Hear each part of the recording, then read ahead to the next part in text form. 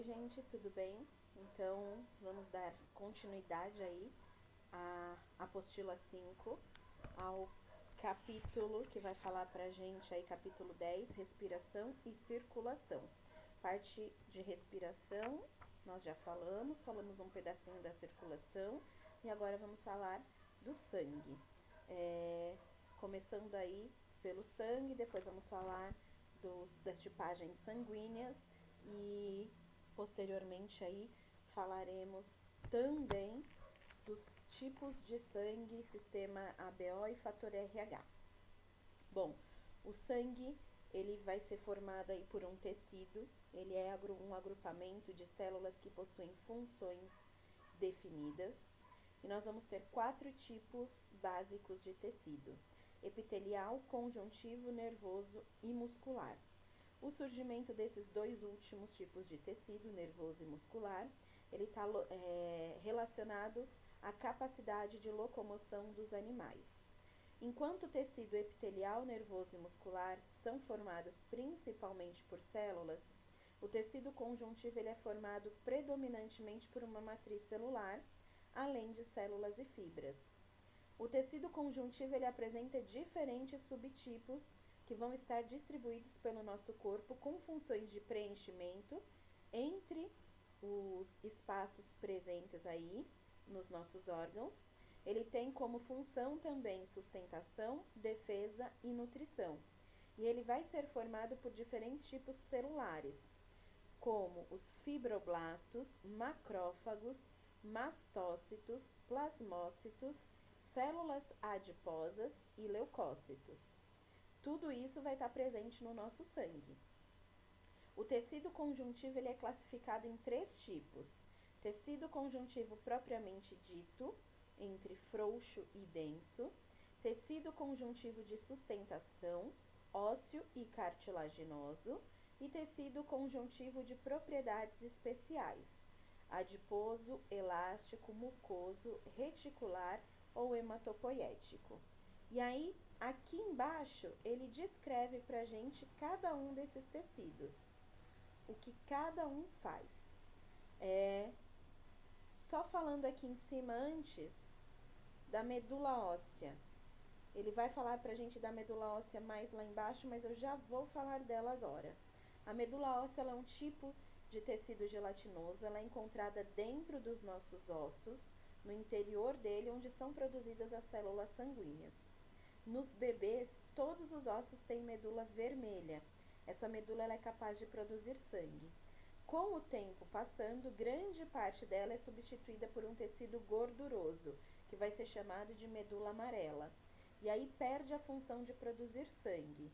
Nos adultos, apenas alguns ossos continuam exercendo essa função, como por exemplo as costelas, as vértebras, os ossos do crânio, o fêmur, entre outros. E aí aqui embaixo ele fala do tecido conjuntivo hematopoético. Esse é o que nós vamos estudar, esse é quem vai formar o nosso sangue. Então ele diz assim: o tecido conjuntivo hematopoético ele está presente na medula óssea e ele determina em determinados ossos, por exemplo, nas costelas, vértebras e fêmur. Esse tecido produz a linfa e os componentes do sangue, como os glóbulos vermelhos ou eritrócitos, os glóbulos brancos ou leucócitos e plaquetas.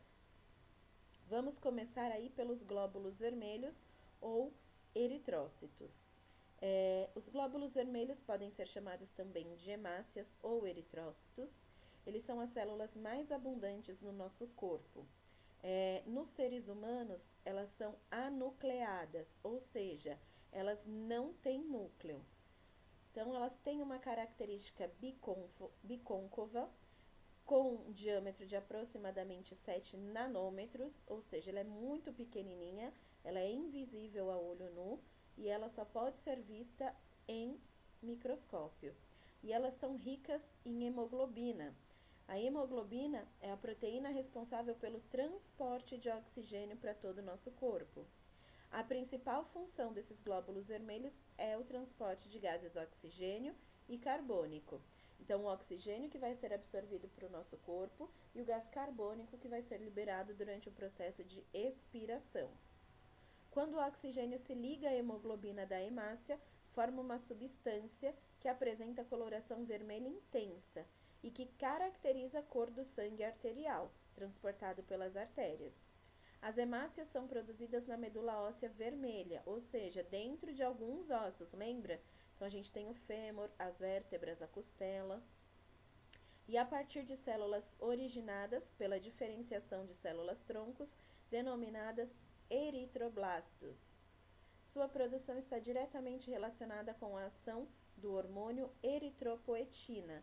Esse hormônio ele vai ser secretado pelos rins.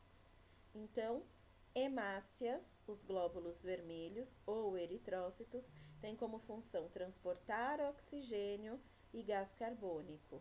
Além disso, existe uma proteína lá no nosso sangue, que é chamada de hemoglobina, que é o que dá a coloração vermelha para o sangue. Glóbulos brancos, eles podem ser também chamados de leucócitos. Os leucócitos ou glóbulos brancos, eles são células esféricas e nucleadas. Tem núcleos.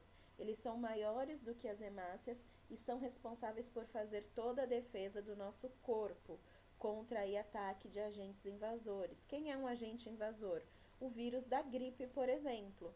Então, quem vai sempre tentar combater são os glóbulos vermelhos.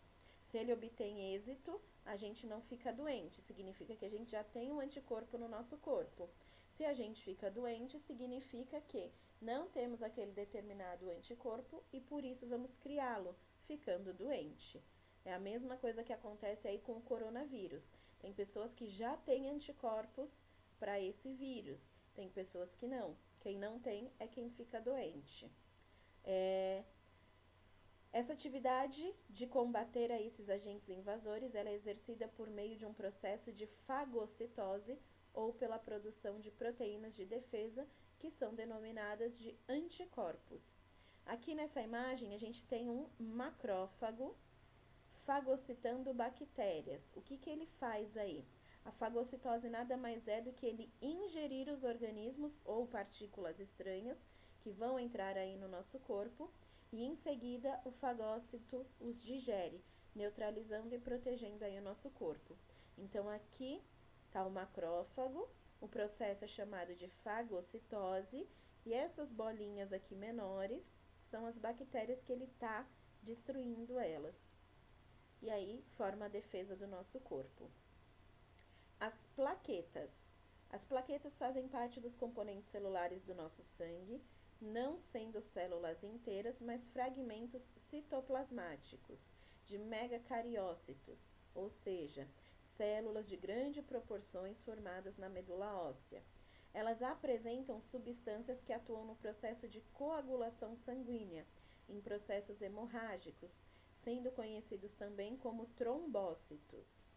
Bom, o trombócito, e aí ele fala aqui da trombose. O que é a trombose? Alguns de vocês já devem ter ouvido falar. Ela é caracterizada pela ocorrência de coágulos ou trombos dentro da circulação sanguínea. Se tais trombos impedem a passagem do sangue e em vasos importantes, podem causar acidentes vasculares, como rompimento de vasos e danos permanentes aos órgãos, podendo levar a óbito. Há pessoas com propensões genéticas para o desenvolvimento de trombose. Hoje existe uma injeção que você toma para não haver essa coagulação e causar a trombose. E a pessoa, consequentemente, não ter nada. O plasma sanguíneo. Além desses componentes celulares, o sangue é formado por uma parte líquida chamada de plasma. E ele trata-se de uma solução aquosa composta principalmente por água e substâncias que são dissolvidas nele, como proteínas, hormônios, nutrientes e outros. O plasma ele tem a função de transportar todas essas substâncias para o nosso corpo dentro dos vasos sanguíneos que são impulsionados aí pelo nosso coração. Nessa imagem, a gente tem aqui na letra A os glóbulos vermelhos, na letra B, aqui no cantinho, os glóbulos brancos E na letra C, as plaquetas.